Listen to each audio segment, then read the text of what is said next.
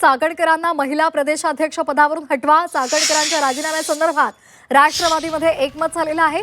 देवगिरीवरच्या बंगल्यामध्ये चाकणकरांसंदर्भात चर्चा झाली आणि त्याच बैठकीमध्ये हा निर्णय घेण्यात आल्याचं कळतंय.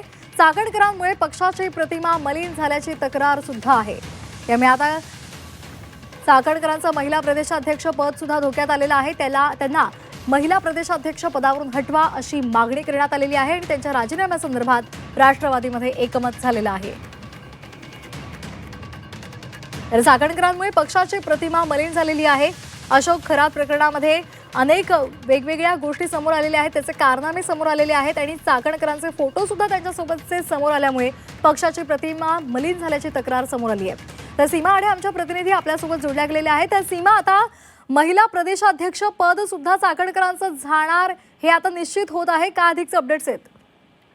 नक्कीच आतापर्यंत आपण जर पाहिलं तर राष्ट्रवादी काँग्रेस पक्षातील ज्या महिला आहेत त्यांनी रुपाली चाकणकर यांच्या संदर्भातली एक तीव्र नाराजी जी आहे ती पक्षाच्या वरिष्ठांकडे व्यक्त केलेली होती.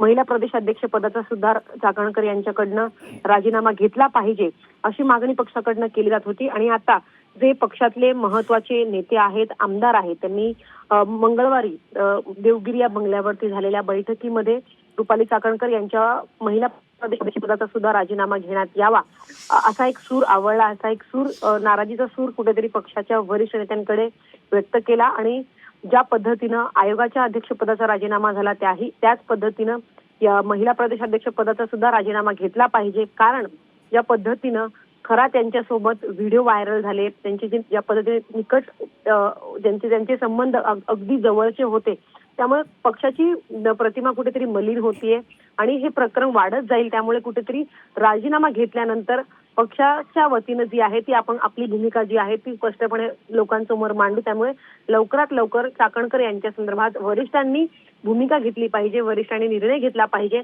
अशा प्रकारे आमदारांनी देवगिरीमध्ये झालेल्या बैठकीमध्ये सूर आवळला आणि आपापली भूमिका जी आहे ती व्यक्त केलेली आहे.